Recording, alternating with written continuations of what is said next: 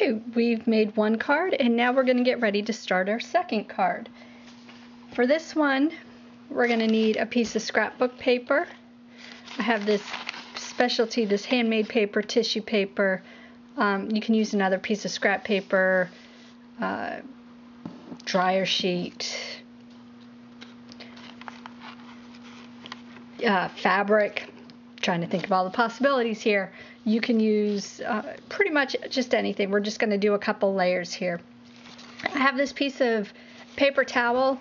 When I'm painting or misting, I keep a roll of paper towels around and I'll use that to blot up all the excess, and then I save it because I save everything, and eventually I'll use them in my projects. And I really like this color combination. I think this was missed because there's a bit of sparkle in it, so we're going to use that. I'm going to use some brown ink, distress ink. Again, my watercolor panel that I'm going to do all my work on. You can use your neutral cardstock if you don't have watercolor paper. And of course the mat that I'm going to use eventually, and then a card base. I'll just show just a card base. Again, 7 by 10 folded in half to give you a 5 by 7 card base. We're also going to use some gel medium or glue, your preferred adhesive, some book text, and those are the general things for now. We may add something at the end, but if we do, I'll let you know here. And again, I have this in my stash. Chances are you don't have it. Use a piece of tissue. You could even make your own by taking a piece of tissue paper and stamping on it with solvent ink. And then what will happen is when you put it on, it will really melt, almost melt into the background and give you kind of a ghost image.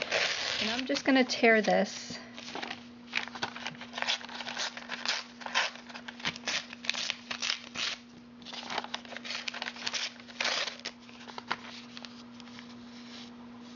Tear it some more.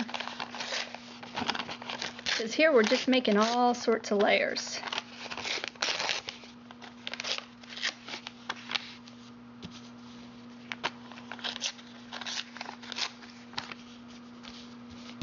Okay, and I'm going to use gel medium to put this one on.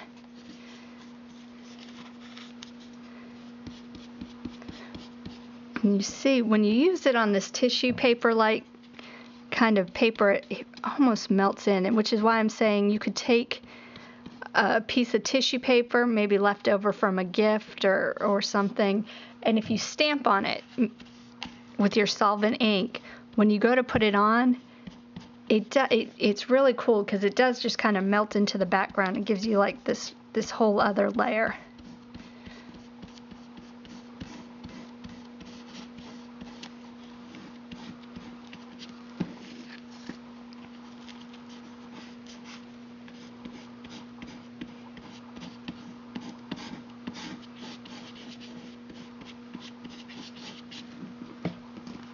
Okay, so you see that there. So we have another layer. And we're going to let that dry for a second and we'll be right back. Linen over it all because it was stark white and I wanted it to look older. And then I went around and went over it with some more just brown ink. And I'm just going to add that on. Again, it's just another layer.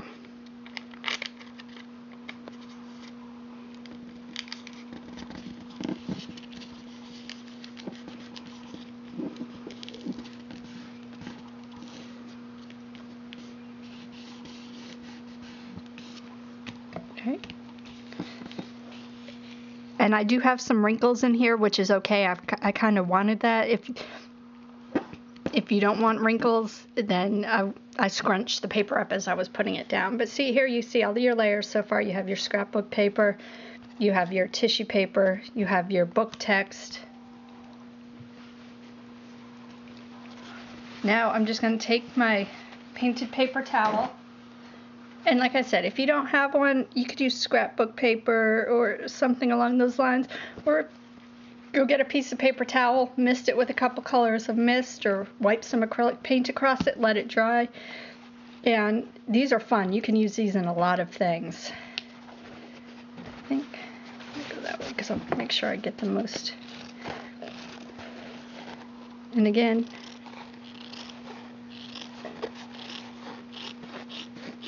this is going to be huge. I'm going to have to cut that down.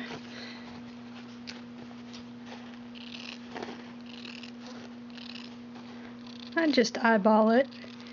If you don't want to eyeball it, use a heart stencil, die cut machine, whatever works.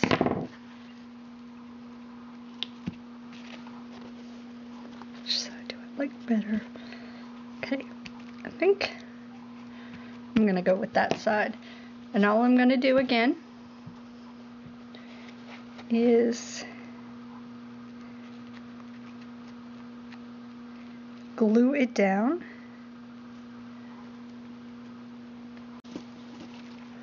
I'm just going to glue it down, and again I'm just going to use more gel medium.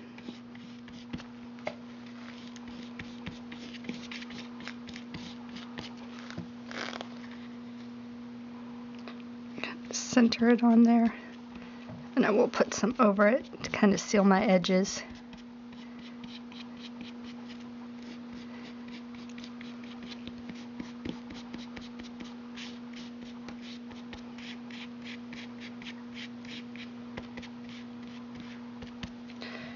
Okay, and I'm going to let that dry before we do anything else. Alright, our panel is dry. And what I'm going to do next is I'm going to take my charcoal pencil again.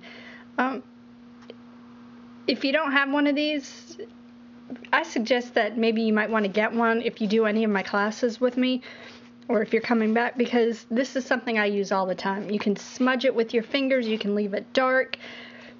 There are other ways to do it, but I really like using my charcoal pencil. And all I'm doing, again, just like in our first heart,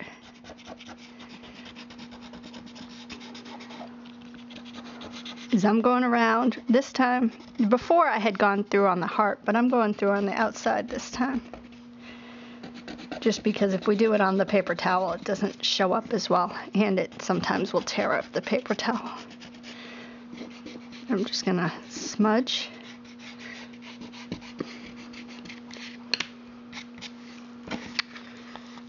Okay. So far we have our layers, and then I'm gonna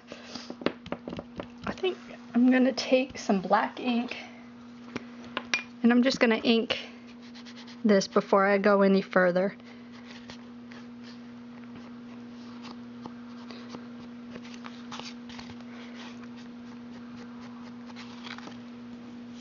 And I like how it all just kind of draws it in. And then I have some just washi tape.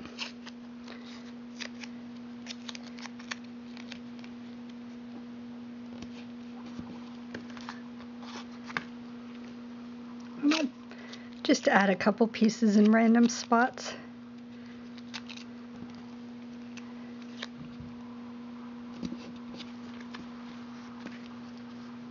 Just because I like how that looks on there. It just kind of adds another. And if you hear screaming, it's because my 6-year-old is home supposedly sick, but she's not acting very sick. So she's doing a lot of yelling now. And